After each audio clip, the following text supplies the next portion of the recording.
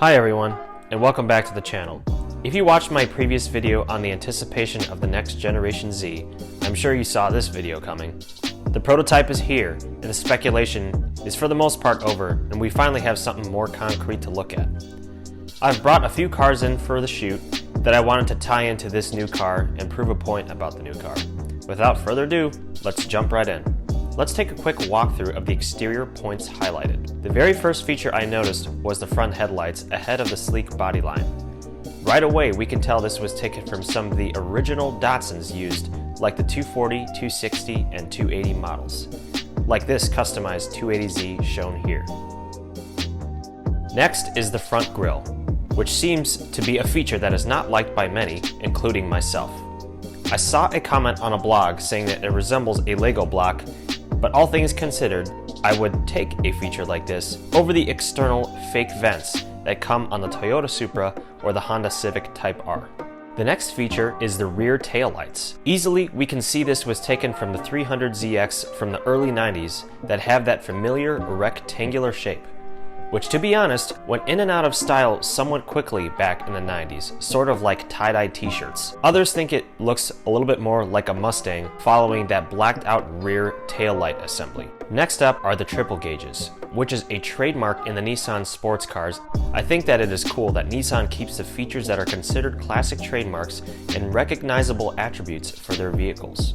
The interior dashboard cluster, in my opinion, was probably the most outdated item on the current 370. Not that there is anything wrong with the classic 3-gauge cluster, but I also admit I did not like hitting the buttons on the dash to look at other data, like it was changing the time on an old cheap Timex watch. From what we can see in the premiere video, they have completely refreshed it and brought us something that looks like it was from the current year 2020, matching many other manufacturers taking on a digital speedometer appearance from their German and Japanese automakers. The last item and most important is the fact that it confirmed the use of a manual gearbox. Now, I cannot begin to explain to those watching this video just how important this move was for Nissan. It showed they listened to what was successful in their formulas of the past, and also that they are watching the gripes of the sports cars recently released in the present. Toyota Supra, Corvette C8. Let's be real here. The sports cars are few and far between, but this was a win for sure. Obviously, we still need to know how the car performs on the road to see how it stacks up to the past Zs as well as the present competition.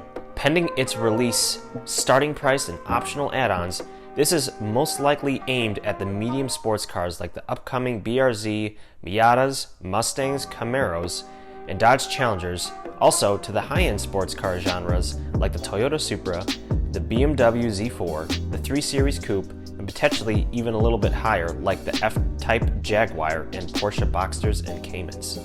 Following the times, Nissan is following the industry and global environmental and efficiency standards by using smaller displacement engines that can produce higher outputs with the use of turbochargers. Well, that concludes today's update. Please like, subscribe, and share with other car fans. I hope you enjoyed the video and stay tuned for more.